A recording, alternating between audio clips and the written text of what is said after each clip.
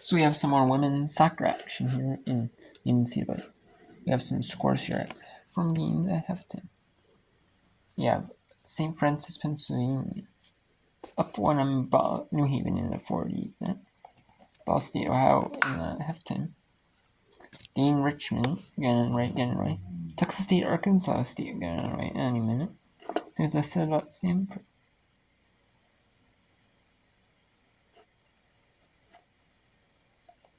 And I have Western Michigan 2-0 at home over Massachusetts.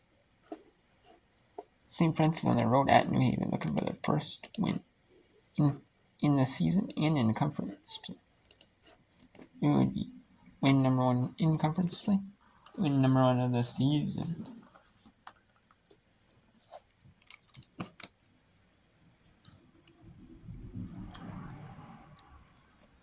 As the top 4 will make the Northeast Conference tournament. I don't think neither of these teams will make the Northeast Conference tournament, though. I wouldn't imagine so.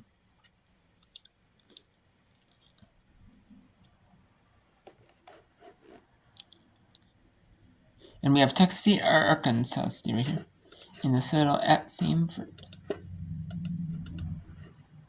The Citadel at Stanford on the feature games. Deflections from the defensive back line of St. Francis, and they're out of it.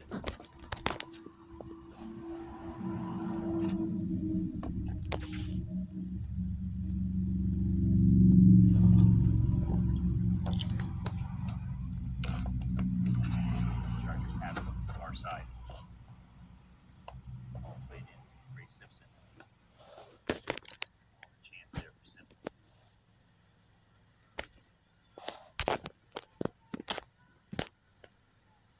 Perhaps get a shot off there, but was unable to corral that on her boot, and the ball went back to the keeper. And now the Chargers have it back to reset. There's Reed.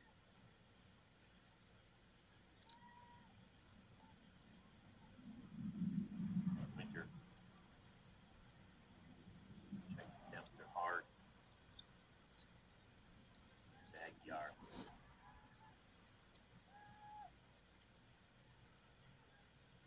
Also, I believe it's St. Francis, Pennsylvania, I believe, though, is moving back down in Division 3. You know, if you're like soon, like they want to move back. They want to move down to Division 3. There's that one school that moved down from Division 1 to Division 3.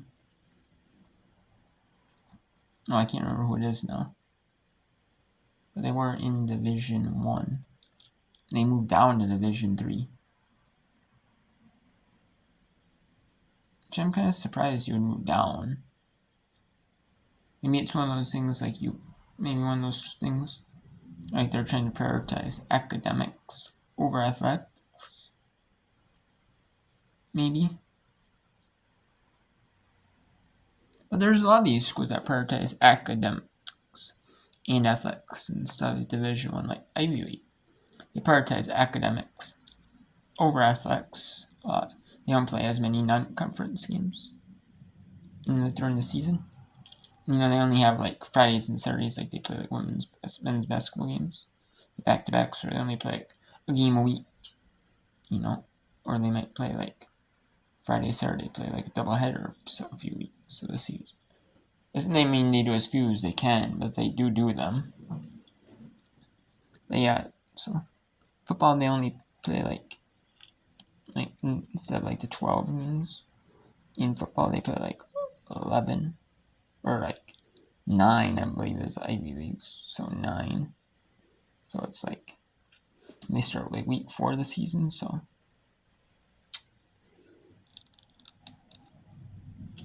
yeah,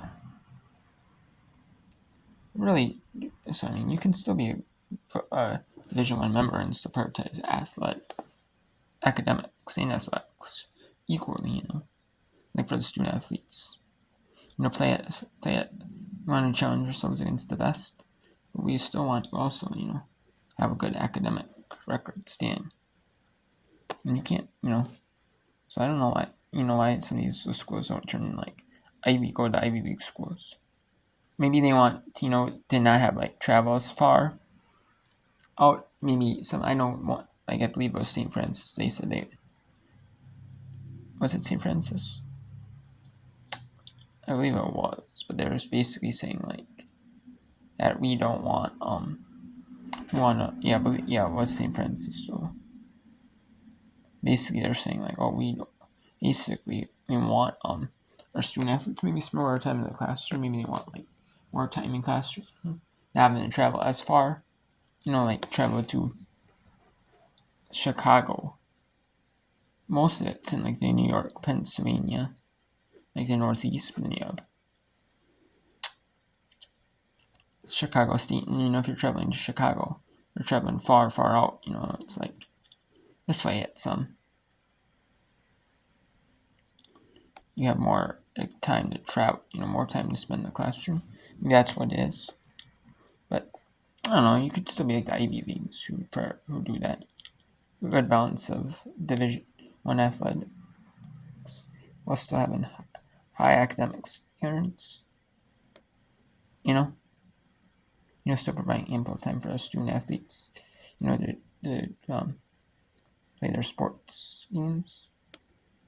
But sports games or matches. But still doing that still getting that classroom time as well. Maybe just at like a different time, not at the same time as like every every student, would. It's not an athlete, one of those things.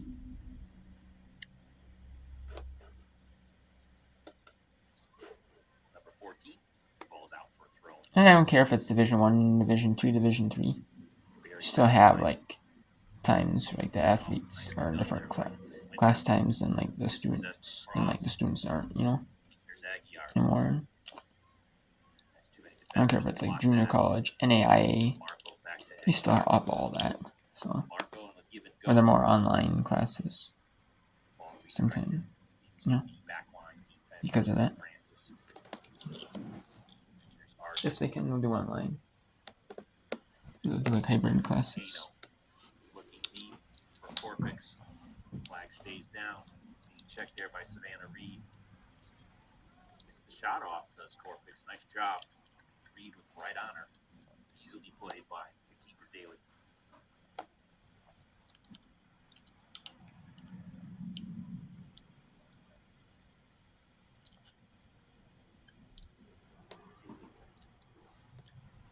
Give it a ride. Right at the logo in midfield. Marco cues it over to Drosopoulos near side. It's going to be off of number 10, Lucy Johnson, for the throw in.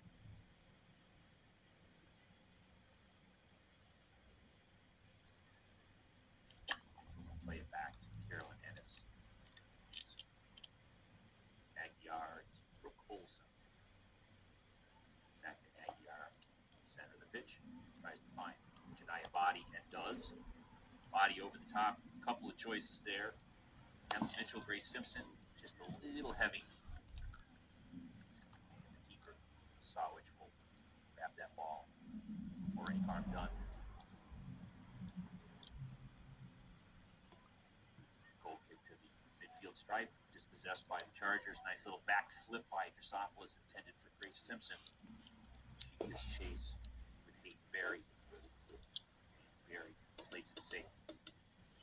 Okay, so now let's go to the second half of UMass at Western Michigan. Western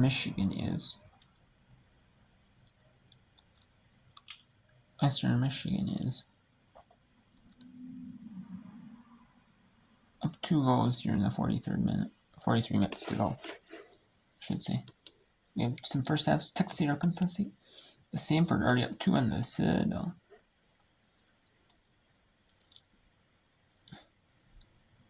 Off a penalty kick, Kusenko. Goalie just guessed wrong and And the goalie, like, you could see, like, going the other way, and when you see he was kicked that way, he didn't, like, just try to go, the other way. You know? I know sometimes goalies guess wrong and they make this, you know? But, like, yeah, I know it's just a guessing game, but remember what you think, you assume. You know, you don't know what the players are going to go. It's not like professional or, like, you know, some players' styles. You know? Like, it's hard because you can always think what you think also, too, is, like, different, you know, than actually what they do, so it might be what they different, so I don't know. It's hard. If you saw that, you know, and you didn't like try to even you didn't just go back, you know. If you didn't get it, you didn't get it, but you know, I would have thought you would have gone back. If you could have, but The heads it forward. Heidi scored the opening goal for the Broncos in the first half. Flanagan on the left. Dixon, handled by Mira Pierre-Webster. Back defensive player of the week for the second time this year with more good defense. Again, in case you don't know the story, Mira missed all of last year with an injury. She's come back, won it twice this year. And Jordan, you made the great point. You wonder what Western Michigan could have done with her in the lineup last year.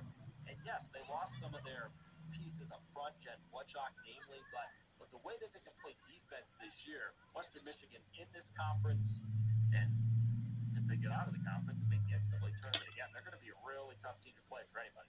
Yeah, it was kind of like an addition without like having to go out and recruit somebody. You know, with the injury, she comes back healthy, and if she keeps racking up those weekly honors, she may very well be MAC Defensive Player of the Year.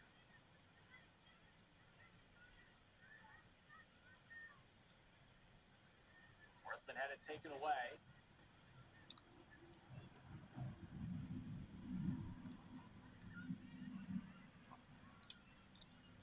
Peters. Had a little dummy nutmeg action there. Didn't quite work. Yeah, got caught being a little too cute there, and then we see that aggressive play. Yeah, foul on Drew Martin there. You know, the thing too, Jordan, we talk about all the youth of UMass, the 19 freshmen and sophomores. Western Michigan team, look who scored today. Martin, a senior. Thomasma, a senior. Baldridge had that great cross for the second goal. She's a senior. Martin had the great corner that was finished by Thomasma. Yeah, the team had to reload the roster a bit, but there's still so much experience here. You can feel the Broncos relying on those hard-won lessons throughout a game like this against a young team in UMass that's still learning a lot about themselves. Absolutely. And you know that experience helps some of the youngsters that they've brought in. It's how you're able to continue to reload like Coach Robinson and his staff do.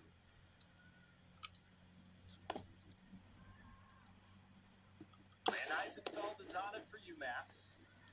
Of course, they're wearing the maroon, so the keeper in the light blue. Reagan Suliver, the keeper for Western Michigan, in the pink. That is definitely a hot pick. That is awful bright. I think that's a cue for us to get a look at Reagan Suliver in a second. We'll get a shot of the Western Michigan keeper, don't you worry.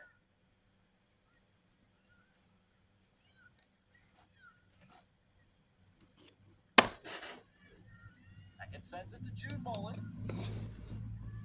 Martin battles in the air, whistle and a foul on Cardano, who is about to get a card here. I think she said something extra after it. Sly smile for Drew Martin. She knew she got her. Yeah, not enough on the actual play. It was definitely off of something that was said down there. So there's the foul. Oh, yep, there we go. Yeah. No, can't get the ball away. Drew knew it. She's trying real hard to hide that smile. Mira Pierre-Webster has a go. And Eisenfeld got it. You know, part of soccer is kind of a mind game. You know, getting into the heads of your opponents. Kind of baiting them sometimes.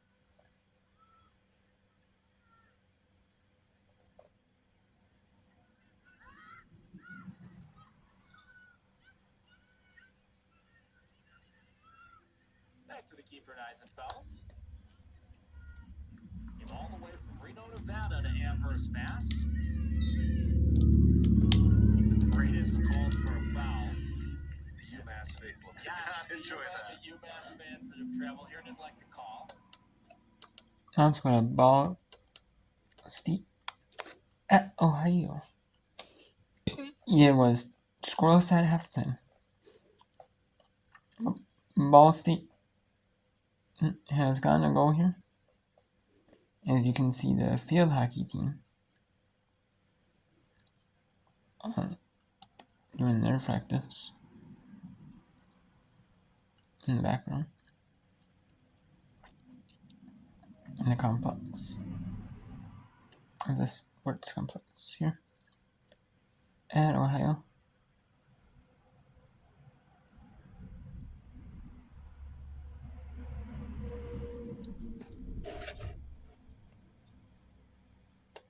Throw it, and Ball State has it back.